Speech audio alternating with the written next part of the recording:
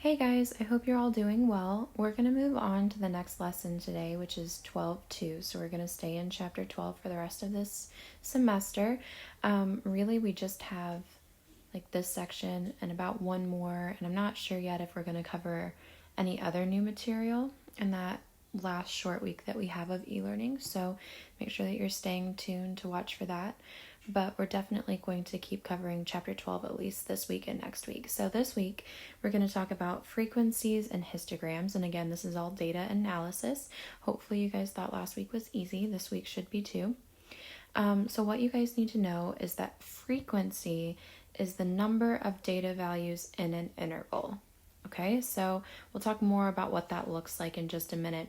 We're going to be making frequency tables, which groups a set of data values into intervals and shows the frequency for each interval. And one thing to note is that intervals typically do not overlap, they do not have gaps, and this is where they are typically of equal size. You're going to notice that some of our data doesn't quite fit that exactly today just because of the way that it's set up, but typically we try to make them as equal as possible. Okay, so this first example, it's a frequency table, and it says that the data below shows battery life in hours for different brands of batteries. Make a frequency table that represents the data. So what we're looking to do is it's almost like a tally of how many of these numbers fall into different categories. And again, we're going to try to make our different intervals as even as we possibly can. So our smallest number that we have listed here is 9, and the largest one that we have is 22. So our largest is 22, our smallest is 9. And we want to try to make these intervals as even as possible, starting with 9 and ending at 22 if possible. It really isn't super possible to do that with this one. So here are the different intervals that we're going to use instead. We're going to count by basically it's like fours. We're going to do 9, 10, 11, 12 all in one interval. 13, 14, 15, 16. 17, 18, 19, 20.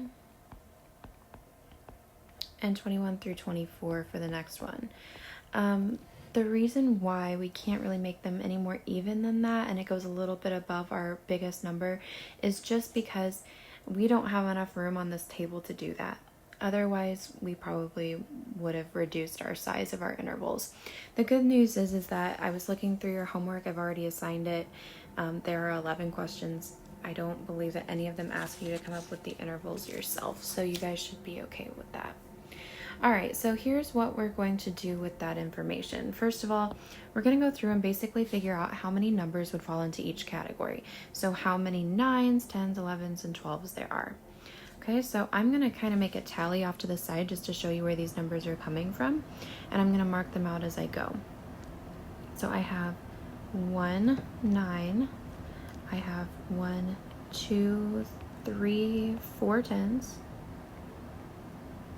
So that brings me up to 5 in this category. And then I have an 11 and I have a 12. So I actually have 7 numbers from that list that fall into that first category. Okay, I have 7 numbers that are between 9 and 12. Now I'm going to check for 13, 14, 15, 16. So I have a 14, so there's 1. And I have another 14, so there's 2. So I have 2 numbers in that category.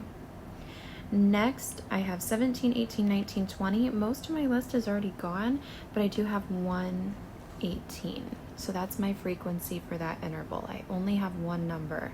And then the last 2 will fall into that last category.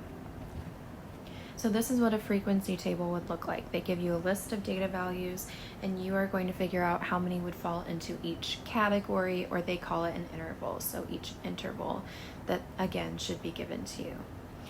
All right, so one thing that we can do with frequencies is we can make a histogram, which is a graph that can display data from a frequency table.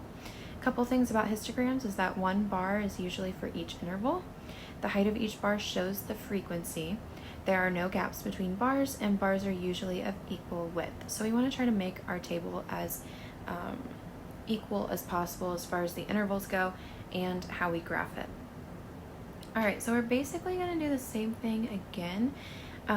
We're not gonna make a separate frequency table first, just because we don't have room for that, as you can see, but we're going to kind of do the same thing, but we're gonna put it in a graph form.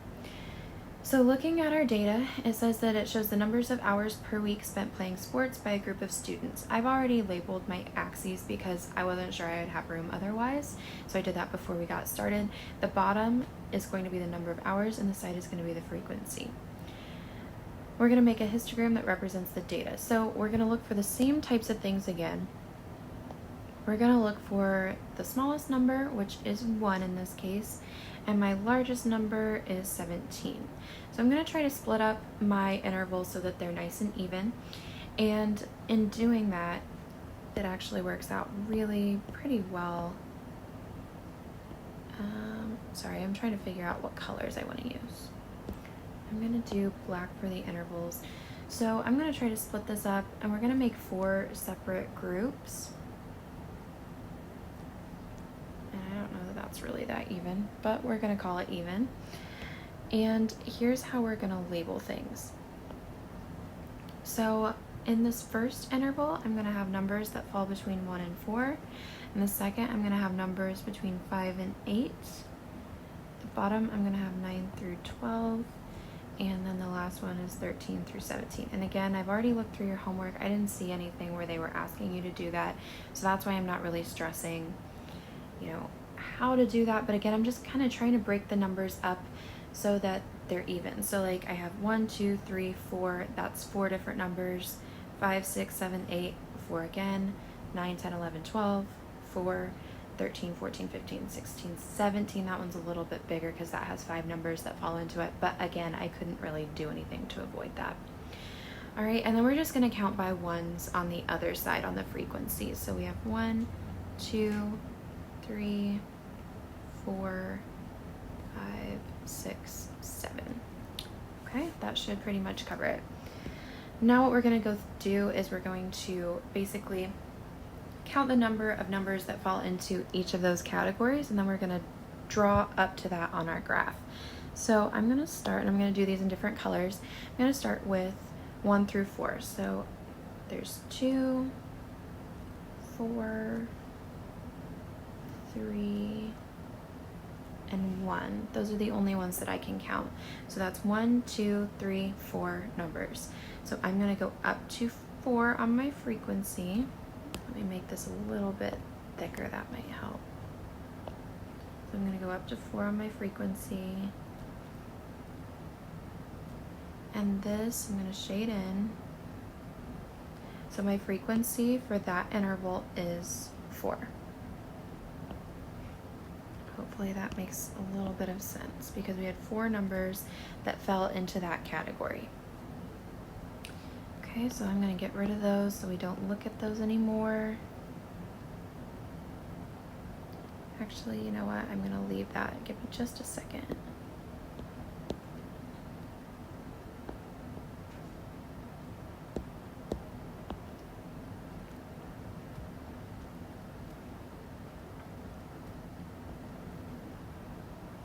Okay, so I changed my mind. I just wanted to leave those on there because that way you can see them later whenever I take a picture of the notes. All right, so now we're going to move on to the next interval, which is 5 through 8. So 7 would fall into that category, 6 would fall into that category, 8, 6, 5, and 8 again. So this one's going to be pretty large. We have 1, 2, 3, 4, 5, 6 numbers that fall into that category. So I'm going to graph up to 6 for my frequency. And again, we're going to shade that in, which you guys won't really be doing that since you're going to be working on Math Excel, but your graphs will look something like this whenever you view them on there. And the frequency was 6. All right, next one. I'm going to try yellow. All right, so we have numbers 9 through 12. So 9 obviously falls into that, 12, 11. It looks like that is it. So there's 3 of those numbers. And so my frequency here is 3. And then the last one is basically everything that's left. And we have 17, 13, 15, and that's it. So 3 more of those numbers. And so these 2 bars on our histogram are the same length. They both have 3. Okay, so that's basically what a histogram looks like. I wrote those black numbers on the bars just so that you knew where I shaded to and why, but you won't see those on a normal histogram. All right, so moving on, we're going to talk about different types of histogram shapes. So there are 3 different kinds of histograms that you can have. I guess, I don't know. I don't want to say that they have to fall into one of those categories, but if they fall into one of these special categories, we have a name for them. Okay, so we have uniform histograms, which are histograms that have bars that are about the same height. So it looks like they're almost the same height all the way across. We have symmetric histograms, which means that basically it has like a bell-shaped look to it. So if a vertical line can divide the histogram into 2 parts, they are close to mirror images. And then we have skewed histograms, which means that they're usually skewed left or skewed right. They're much higher on one side than on the other. So this first one is actually an example of a uniform histogram, and that's because, or sorry, not uniform. I was looking at the wrong one. Okay, this is actually an example of a symmetric one, and that's because it's following that nice bell shape. Okay, and by bell shape, I mean it kind of goes up and then back down. If we drew a vertical line here, it would be pretty much symmetric. The sides would match up, you know, symmetry being, I think in elementary school you guys learn it like a butterfly, you know, is symmetric on both sides, that type of idea. All right, the next one is the uniform one, and that's because almost all of these are the same height all the way across. So we don't really have any skewing. None of the bars are really that much higher than the others, so we consider that to be uniform. The last one is a skewed histogram. And typically when you hear of a skewed histogram, it's usually skewed in one direction. Because these bars are higher on the right-hand side, we would typically call it skewed right. All right. Let me get rid of that stuff so you're not confused later. And the last thing that we're going to do today is talk about a cumulative frequency table. So this is still a frequency table, so it's like the very first thing that we did today, but we add an extra column, okay? And this extra column is the cumulative frequency, which basically means that as we go through this, we're going to add all the previous numbers onto the new number that we're putting into our table. And I know that doesn't make a lot of sense, so let's just take a look at it. That way you can kind of see what I'm talking about. All right, so the ranges that we're going to use are going to be 3 through 11 for this one, 12 through 20, 21 through 29, 30 through 38, 39 through 47, and 48 through 56. And the reason for this is I've already gone through and split them up evenly. I'm just not going to take the time in the video to do that because, again, I really don't think that you guys are going to have to be responsible for that on your own anyway. All right, and the reason why we started with 3 is that was the smallest number on our graph, or sorry, in our data, and the 56 is the largest. So now we're going to go through and we're going to count how many numbers fall into each of those categories. So I'm not even going to worry about the cumulative frequency with you at the moment. We're going to go back and we're going to do that last. Okay, so, sorry, I'm trying to choose a color. Let's do purple. So I'm looking for numbers that fall between 3 and 11. So I have 1, 2, oh, sorry, I don't know what just happened. 3, 4, 5, and I think that's it. So we have 5 numbers that fall between 3 and 11. Okay, next one, I'm gonna choose a different color here. Numbers that fall between 12 and 20. So 1, 2, and that's all that I am counting for that one. Next one would be 21 through 29. So we have 1, 2 again. I don't know if I'm gonna have enough colors, but we will see. Then we have 30 through 38. So 1, 2, 3, 4, 5. And again, we can't count the 39 because that's gonna fall into the next interval. 39 through 47. So we have 1, 2, 3, 4, 5 of those. And then the last one's gonna cover whatever's left. So we're gonna have 3 of those numbers, which is good because I think I'm out of colors, so I'm just gonna have to use black. Okay, so here's what cumulative frequency will do. We're basically going to start your table. The first cumulative frequency will be whatever the frequency is on your first row. So this is gonna be 5. Now for everything from here on, we're not just going to put down 2 for the cumulative frequency in the next row. We're going to add on the 5 that was above it. So we're going to do 5 plus 2, which is going to give us 7. Okay, and then we're going to do the same thing again. We're going to do 7 plus 2, and that's going to give us 9. Okay, so you're adding on the number from above this new number in the table. All right, so then we have 5 plus 9, which is going to give me 14.